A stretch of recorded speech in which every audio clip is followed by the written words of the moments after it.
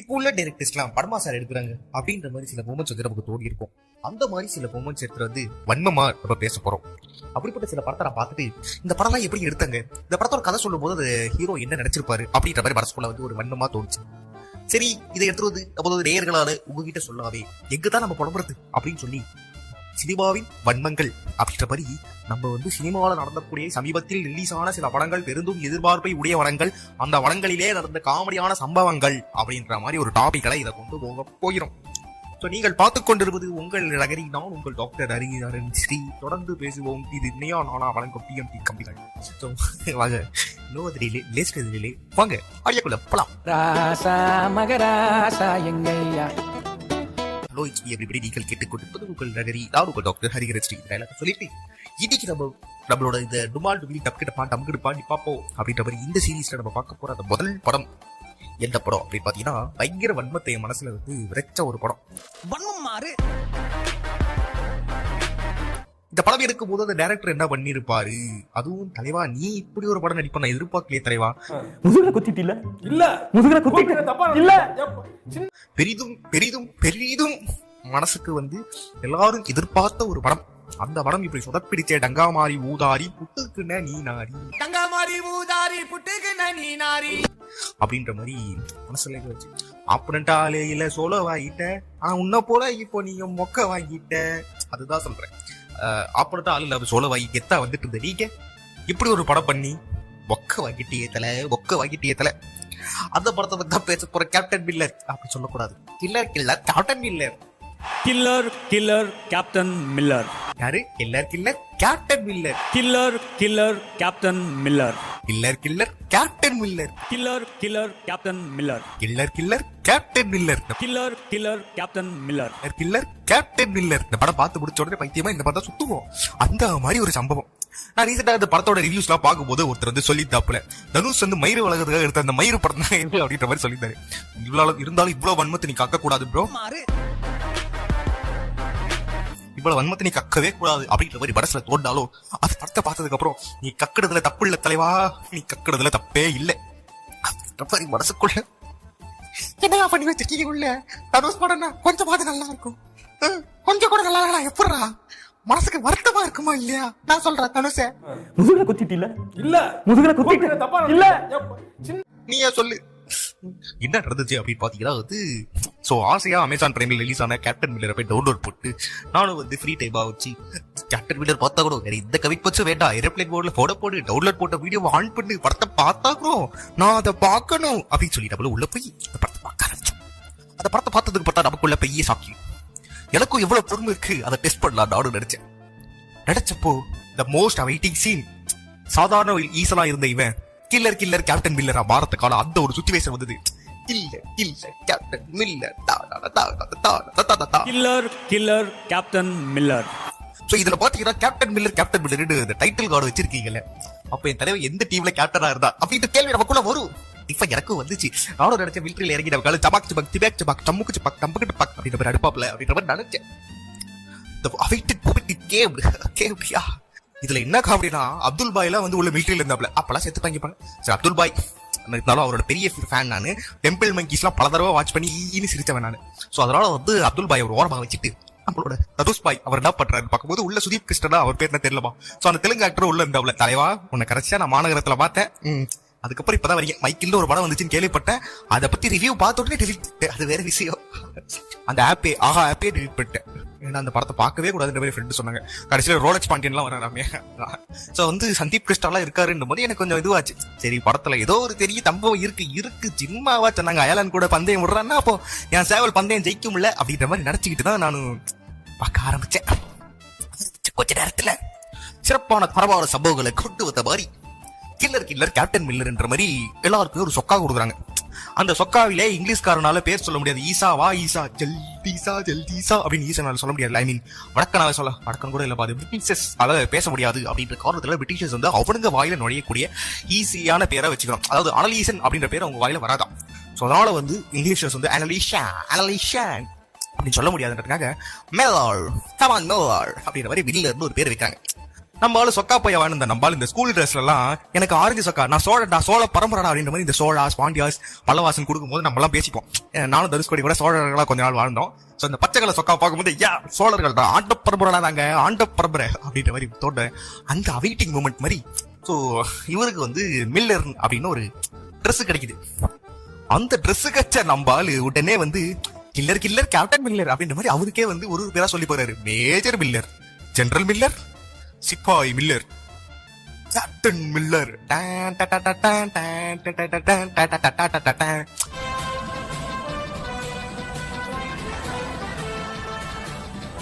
Sivaji BGM வந்து உணர்கிறோம். அந்த மாதிரி ஒரு கேப்டன் மில்லர் அவரே சொல்லிக்கிறதுக்கு அப்புறம் ஒரு கேப்டரா உணர்கிறார்.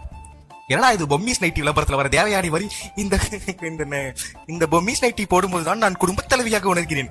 ஒரு குடும்ப தலைவி வந்தா சூடான விவாதம் கூட சாந்தமாயிடும். ஒரு குடும்ப தலைவி முன்னால வந்தா சூடான விவாதங்கள் எல்லாம் கூல் ஆயிடும். ஒரு குடும்ப தலைவியா என்ன உணர வைப்பது பொம்மிஸ் நைட்டிஸ். பொம்மிஸ் எங்கும் எங்கெங்கும். அடங்கும் அது அப்படி சொல்லக்கூடாது. அடங்கொம்மால அப்படிதான் சொல்லும். அடங்கொம்மால அந்த மாதிரி எடுத்து வச்சிருக்காங்க. இந்த கேடு கட்ட கலகலா ரைட்டரா விட்றா அதை ஒரு ஓரமா வச்சுப்போம். என்ன யாராவது கேட்டா சொல்றோம் killer captain killer captain Miller அப்படி சொல்லக்கூடிய ஒரு சம்பவத்துல இந்த படம் இருந்தது. சரி ரைட்டு. இதுக்கெல்லாம் முன்னாடி ஒரு மிலிட்டரிக்கெல்லாம் போறதுக்கு முன்னாடி பிரியங்கா காட்டுறாங்க. பிரியங்கா ஆஹா இதுதான் ரொம்ப முக்கியமான பாயிண்ட் அப்படி சொல்லி உள்ள வந்து பார்த்தா அது எதுக்கு வந்ததுன்னு தெரியல, எதுக்கு போச்சுன்னு தெரியல. திடீர்னு அதுக்கு ஒரு ஆளை காட்டுறாங்க. அந்த ஆளு கூட அது ஓடி போயிடுச்சு. அந்த தனுஷே வெளியே அனுப்பி வைக்கிறாரு. அந்த நேரத்துல தனுஷ் வந்து மூக்குல வந்து ஒரு மூஞ்சில ஒரு வேஷம் போட்டிருக்காரு. அந்த வேஷத்துல ஒன்னே ஒண்ணு மட்டும் மிஸ்ஸிங். இந்த பால் மூக்குல வச்சுக்க அப்படின்ற மாதிரி ஒரு சீன் மட்டும் மிஸ்ஸிங். யூ டிராப் திஸ் டா மாட்டிக்க. என்ன மாப்ள கேப்பா போடு நல்லா இருக்கும். உனக்கு சூட்டா இருக்கும். நல்லாக்கா வேற பால் வாங்கணும் மூக்குல மாட்டறதுக்கு அது மட்டும் வாங்கிட்டு அதை வச்சிருந்தாங்கன்னா டைரக்டர் சார் இந்த இடத்துல நீங்க அதை மிஸ் பண்ணிட்டீங்க, நான் நோட் பண்ணிட்டேன், மறக்காம அடுத்த படத்துல மூக்குல வச்சு கொடுத்துருங்க. Okay good. சோ அதுக்கப்புறம் பாத்தீங்கன்னா வந்து இந்த படத்துல வந்து இந்த சீன்லாம் தவிர்த்து வரும்போது ஒரு ஒன் சைடு ஒரு இலக்காகதுல தந்தேன் அப்படின்ற மாதிரி ஒரு பொண்ணு வந்து தனுஷ் வந்து ஒரு சைடா லவ் பண்ணுது. இது எல்லா பத்திரிமே தனுஷ்க்கு நடக்கக்கூடிய ஒரு விஷயம் தான். நம்ம அதை வந்து தப்பே சொல்ல முடியாது. எக்ஸாக்ட்லி டிசர்வ் தட் கேண்டிடேட்யா. அதெல்லாம் பாத்தீங்கன்னா இதெல்லாம் ஒரு இந்த படத்தோட முக்கியமான சீன். அனலீசன் வந்து அவங்களோட மக்களையே கொல்றதுக்காக கன் எடுத்துட்டு போறாரு. அந்த இடத்துல ஒரு ஃபயர் அப்படின்னு சொல்லும் போது அந்த இதுவை தாண்டி சுட்டு ஒரு 3 பேர்கிட்ட சொத்து அந்த அந்த குற்ற உணர்ச்சியில அந்த மனுஷன் படுத்திருக்காப்ல. சோ வந்து அந்த குற்ற உணர்ச்சியில இருந்து மனசு சொல்றத கேட்கற வந்து உண்மையான சோல்ஜர் அப்படின்னு சொல்லிட்டு அந்த இடத்துல இருந்தக்கூடிய அவனை வந்து சுட்டுட்டு அவர் வந்து கொண்டுட்டு சந்தீப் கிருஷ்ணா வந்து இவர் சுட்டுக்க போகும்போது சந்தீப் கிருஷ்ணா சொல்றாப்ல, இல்ல நீ எப்போ மனசு சொல்றத கேட்கணும்னு நினைச்சியோ நீ சாகிறதுக்கு காலவல்ல, நீ பல பேரை வாழ வைக்க பிறந்தவட்டா, போலா சலார்.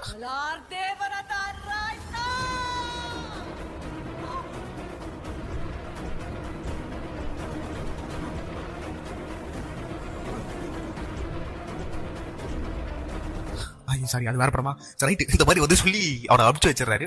சதீப் கிருஷ்ணா அமுச்சு வச்சிடறாரு. இதுக்கெல்லாம் முன்னாடி நடுவுல ஒரு கேரக்டர் நம்ம அப்துல் பாய் வந்து அனாவசியமா தற்கொலை பண்ணிக்க வச்சிடறாங்க. அப்துல் பாய் எழுது செத்தே போயிடுறாரு அப்துல் பாய்.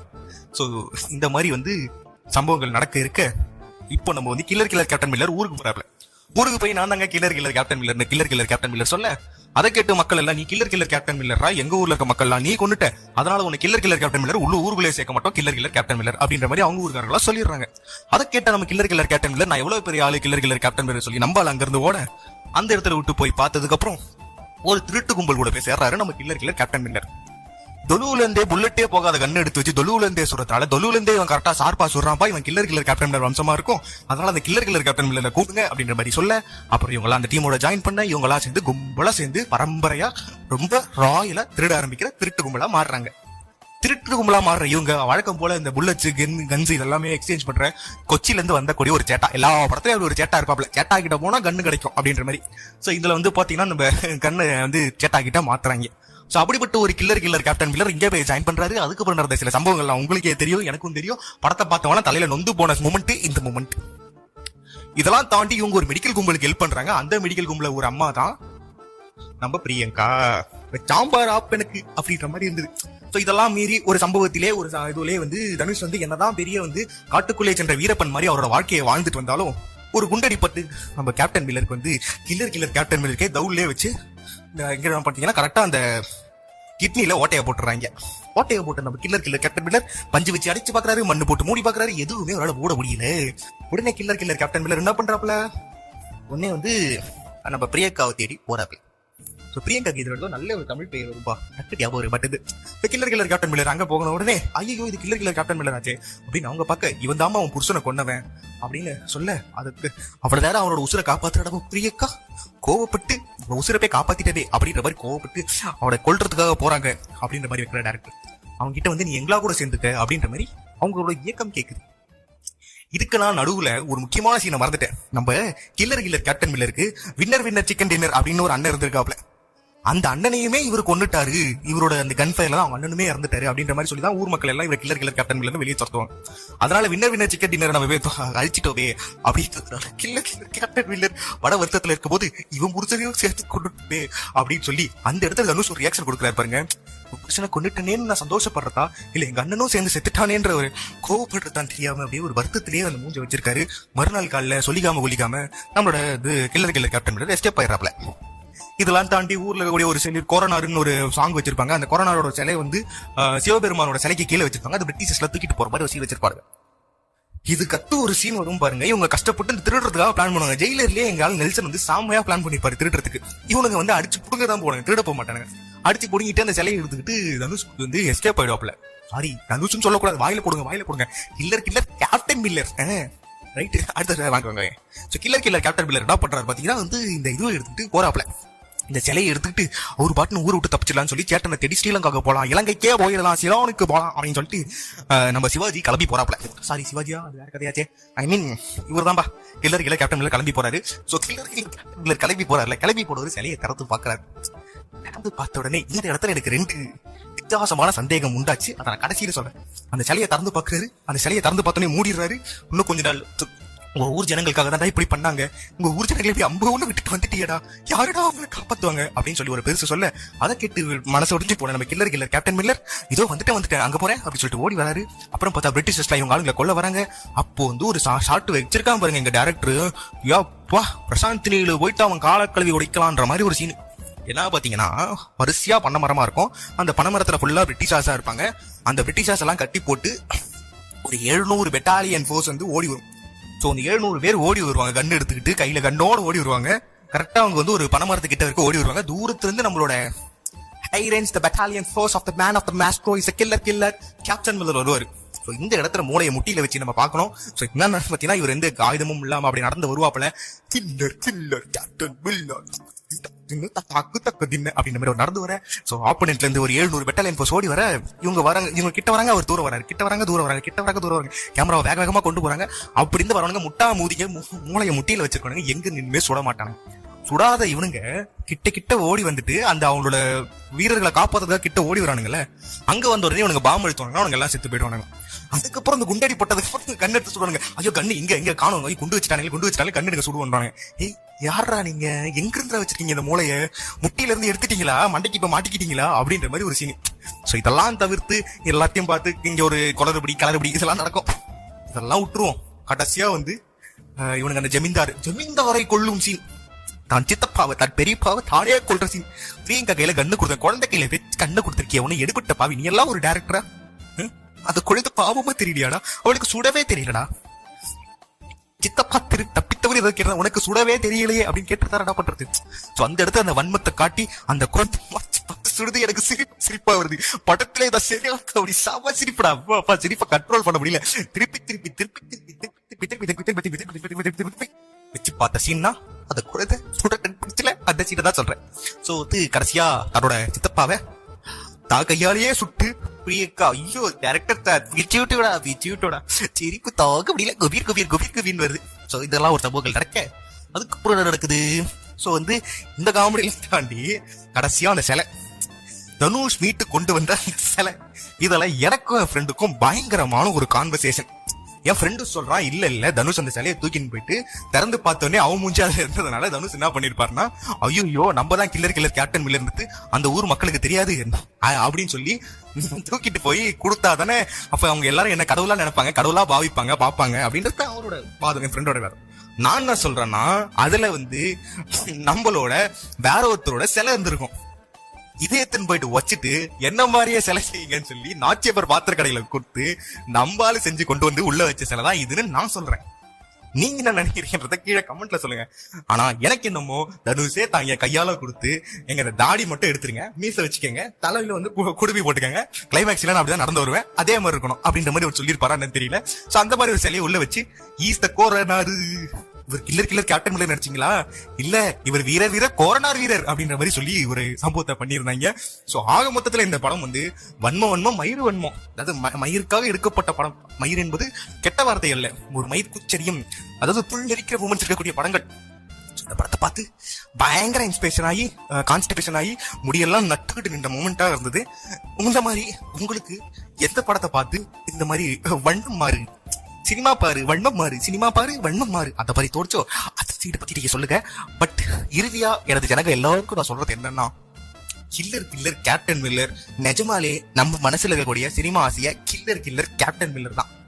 ஸோ வந்து இந்த படம் வெளியான ஆடியோ லான்ச்ல வந்து நிறைய கான்ஃபிடன்ட் நிறைய பேர் பேசியிருந்தாலும் அந்த டைரக்டர் பார்த்து நம்ம ஆளுகளா சொல்லியிருந்தாருங்க, அந்த காலத்துல நம்மளா பார்த்து பயந்த படத்துல வரக்கூடிய அந்த சாமியார் தாத்தா இவன் தாண்டா அப்படின்ற மாதிரி போட்டிருந்தாங்க, ஒரு அசுரன். ஸோ வந்து சீரியஸா ப்ரோ நீ வந்து டைரக்ஷனை விட்டுரு, அதை பண்ணு, செம்மையா இருப்ப, வேற லெவல்ல இருப்ப. சோச்சிட் நம்ம மீம் கிரியேட்டர்ஸோட அழகே அழகுதான். இவ்வளவு பேசுறியே, உனக்கு என்ன படம் எடுக்க தெரியுமா, வந்து நிட்டு பாரு brother, it's not joke brother அப்படின்ற மாதிரி சொல்றதெல்லாம் எனக்கு கேக்குது.